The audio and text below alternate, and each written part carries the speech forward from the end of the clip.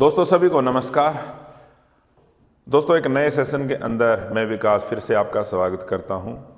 HPSC Haryana public service commission ने दोस्तों जो पीजीटी कॉमर्स के इंटरव्यू शुरू किए हुए हैं उसमें बहुत सारे जो साथी हैं इंटरव्यू दे के आ चुके हैं, कल भी इंटरव्यू देने के लिए जाएंगे। उसके बाद जो नंबर आएगा वो हमारे साथी केमिस्ट्री वाले हैं जो उनका नंबर आएगा। उसके बाद बारी आएगी इकोनॉमिक्स की, इंग्लिश की। तो कल साथियों के फ़ोन आए कि सर बताइए कि किस तरह के जो प्रश्न पूछे जा रहे हैं इसमें। तो दोस्तों कोई नए तरह के प्रश्न नहीं, वही जो पीछे प्रश्न पूछे जा रहे थे सिचुएशनल बेस या जनरल पार्ट से जो हमने अपने साथियों को कराए, बच्चों को कराए, वही प्रश्न पूछे जा रहे हैं। सब्जेक्ट का भी ज़्यादा कोई हार्ड लेवल नहीं, बेसिक चीज़ें ही पूछी जा रही है। आपको अपना धैर्य बनाते हुए, अपना पूरा कॉन्फिडेंस रखते हुए इंटरव्यू देने के लिए जाना चाहिए। कोई भी मुश्किल या इस तरह के जो प्रश्न नहीं पूछे जा रहे, आपने अपनी जो कॉमन सेंस है उसका यूज करते हुए उनके आंसर देने हैं। तो कुछ प्रश्न मैं आपके साथ डिस्कस करने जा रहा हूं जो कॉमन पार्ट से पूछे गए थे, सिचुएशन बेस्ड जो क्वेश्चन थे। तो एक जो ये सिचुएशन बेस्ड क्वेश्चन बहुत सारे साथियों से पूछा गया कि आपकी अपॉइंटमेंट स्कूल के अंदर हो जाती है और आप फर्स्ट डे स्कूल में जाओगे और बच्चे आपको देखकर हूटिंग करते हैं, चिल्लाते हैं, शोर मचाते हैं, ऐसी सिचुएशन के अंदर आप क्या करोगे। आमतौर पर दोस्तों ऐसा बिल्कुल होता है, आप भी इस दौर से गुजरे होंगे और हम भी इस दौर से गुजरे हैं कि जैसे ही नया कोई अध्यापक आता था उसको देखकर हम चिल्लाते थे, वो सर आ गए, नए सर आए हैं, इस तरह की हरकत करते थे। क्योंकि बचपन था, पता नहीं था उन चीज़ों का, मैच्योरिटी नहीं थी, तो ऐसा हम करते थे। यदि आप अध्यापक के तौर पर जाते हो और आपके स्टूडेंट ऐसा करते हैं तो आप क्या करोगे, सोचिए। हम जब भी टीचर की क्वालिटीज़ की बात करते हैं तो ये कहते हैं कि एक जो अच्छा टीचर वही होता है जो कठिन परिस्थितियों के अंदर भी अपना संयम बनाए रखे। तो ऐसी स्थिति के अंदर आपने गुस्सा नहीं करना है। जैसे आप क्लास के अंदर जाओ, आपने संयम बनाए रखना है, शांत रहना है, चुपचाप खड़े हो जाइए। कुछ देर के बाद बच्चे अपने आप ही चुप हो जाएंगे। यदि आपकी आंखों के अंदर आत्मविश्वास है तो वो बच्चे अपने आप ही चुप हो जाएंगे। तो इस स्थिति में आप क्या कर सकते हो, सबसे पहले तो बिना गुस्सा किए या घबराए स्थिति में शांत तरीके से संभालना है। आपको आंखों में आपके आत्मविश्वास रखकर बच्चों की ओर देखना है और बिना कुछ बोले कुछ सेकंड वहां पर खड़े हो जाना है। बच्चे खुद अपने आप शांत हो जाएंगे। उसके बाद ये देखना कि उसके पीछे कारण क्या है, बच्चों ने ऐसा क्यों किया। क्या बच्चे मुझे परख रहे हैं क्योंकि मैं नया शिक्षक हूं? क्या यह मजाक या मुझे चिढ़ाने के इरादे से है? क्या वे ध्यान आकर्षित करना चाहते हैं? क्या यह कक्षा में पहले से चली आ रही अनुशासनहीनता का हिस्सा है? पहले तो हम कारण जानेंगे, ठीक है। और दोस्तों कारण जानने के बाद जो भी कारण निकले, हमने क्या करना है, शांति बनाए रखना है। और फिर हमने बच्चों से अपना इंट्रोडक्शन देना है और बच्चों का भी इंट्रोडक्शन लेना है। और दोस्तों हम देखते हैं कि क्लास के अंदर इस तरह की हरकत करने वाले कुछ ही बच्चे होते हैं, फिर सारे उसके साथ वैसा करना शुरू कर देते हैं। तो हमने उन बच्चों की पहचान करनी है और उनके साथ भी शांतिपूर्ण तरीके से बात कर कर उनको समझाना है।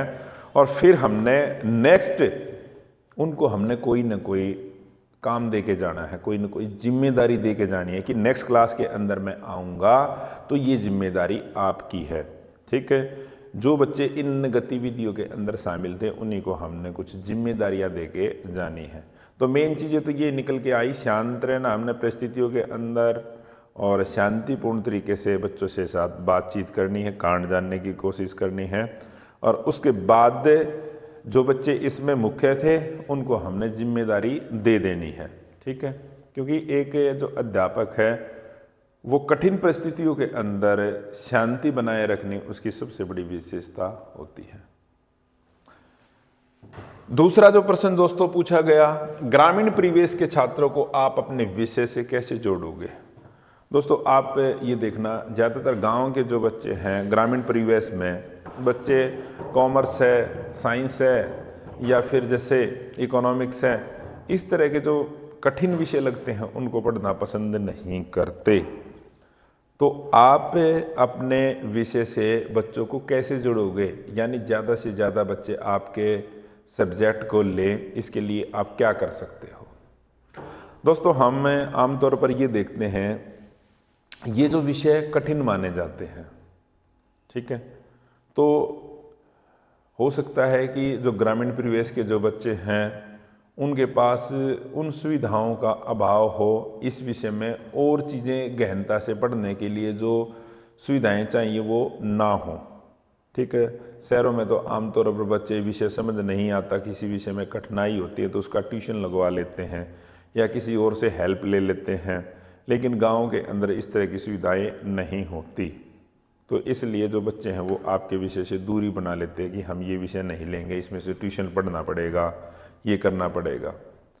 तो दोस्तों, आपने क्या करना है, एक तो आपने अपने सब्जेक्ट के महत्व को बताना है कि यदि आप कॉमर्स को पढ़ते हैं तो फ्यूचर में आप इस सब्जेक्ट से जुड़े ये रोजगार पा सकते हो, ठीक है। एक तो अपने विषय की विशेषता आपने बतानी होगी।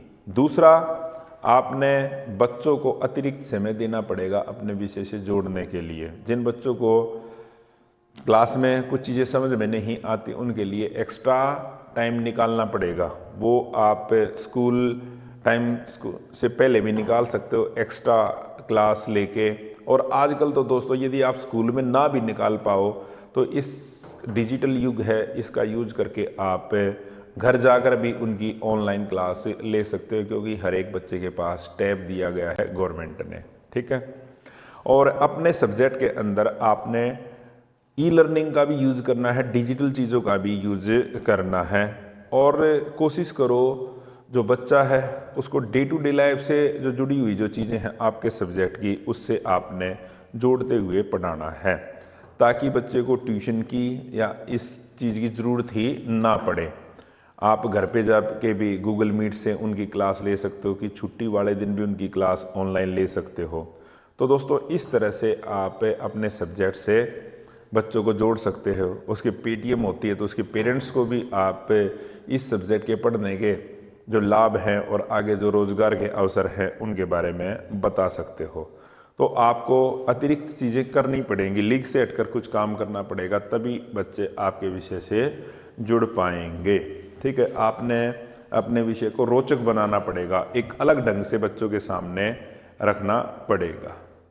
जैसे आप ये देखो, कहीं पे भी खाना खाने जाते हैं किसी होटल में, जो चीज़ें अच्छी तरह से सजा धजा के अच्छी प्लेट में अच्छी तरह से डेकोरेट करके चीज़ें हमारे सामने लेके आते हैं तो उनको खाने की हमारी इच्छा होती है, एक लालसा हो जाए। उसी तरह से आपने अपने सब्जेक्ट को भी एक अच्छी तरह से सजा धजा के बच्चों के सामने रखना, उसमें चीज़ें जोड़ के उनको नए नए तरीके से नए नए टीचिंग मेथड जोड़ के उसमें। उसके बाद क्या अपने बच्चों को आप सरकारी स्कूल में पढ़ाना पसंद करोगे? ये बात बिल्कुल सही है दोस्तों। आप एक सरकारी स्कूल के अध्यापक बनने जा रहे हो और क्या आप अपने बच्चों को सरकारी स्कूल में पढ़ाना पसंद करोगे? ये क्वेश्चन तो बिल्कुल बहुत अच्छा है। क्या जवाब होना चाहिए? सोचिए आप। आपने पॉजिटिव डायरेक्शन में जाना है। जी बिल्कुल पढ़ाना पसंद करेंगे।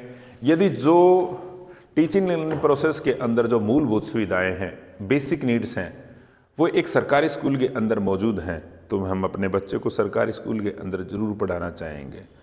और इसकी तरफ गवर्नमेंट विशेष रूप से ध्यान देने लग रही है।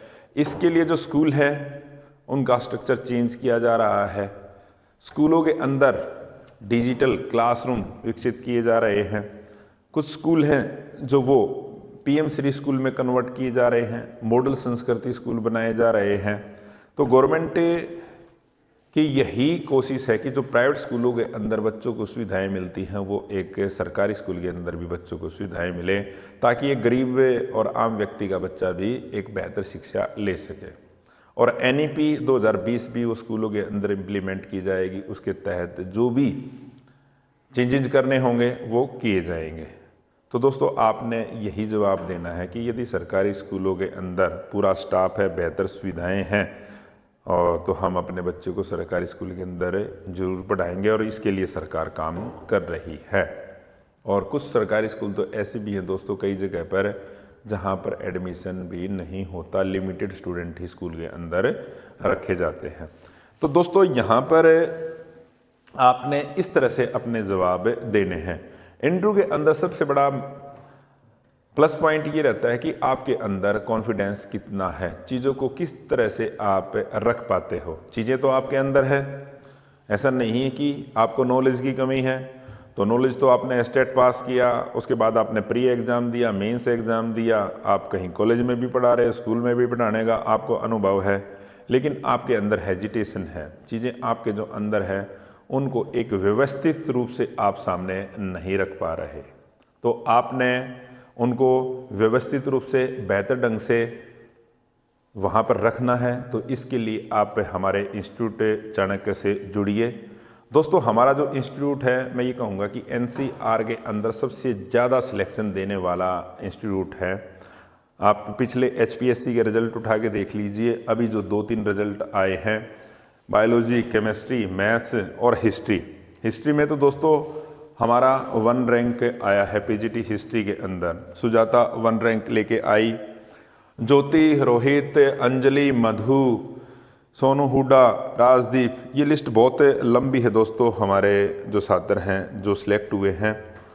तो और आप ये देखना कल 6 तारीख को जब HPSC PGT कॉमर्स के इंटरव्यू ख़त्म कर देगी, उसके बाद जब फाइनल इंटरव्यू और रिटर्न के नंबर आएंगे तो सबसे ज़्यादा जो सिलेक्शन मिलेंगे, यानी सबसे ज़्यादा सिलेक्शन प्रोसेस के अंदर आने मिलेंगे, वो हमारे इंस्टीट्यूट के ही छात्र होंगे। तो आप ये देख लेना, अभी है 3 बजे, 3:30 बजे हैं और कल लगभग 7 बजे तक ये लिस्ट आ जाएगी।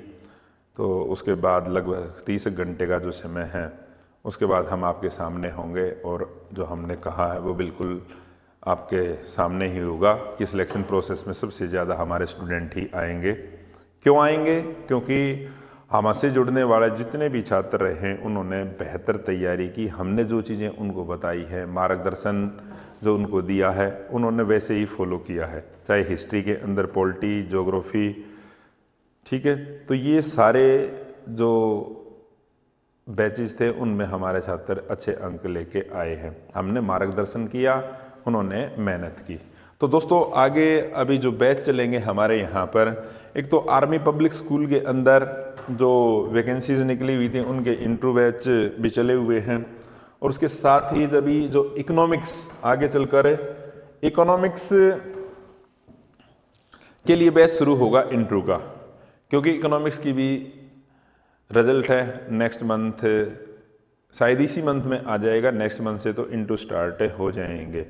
तो आप गूगल प्ले स्टोर पर जाइए, आप हमारी ऐप एडू चाणक्य डाउनलोड कीजिए, वहाँ से आप हमारा ऑनलाइन बैच भी ज्वाइन कर सकते हो और ऑफलाइन भी आप हमारे इंस्टीट्यूट से जुड़ सकते हो। फिर भी आपके मन में कोई शंका है तो 9996406888 पर आप कॉल कर सकते हो।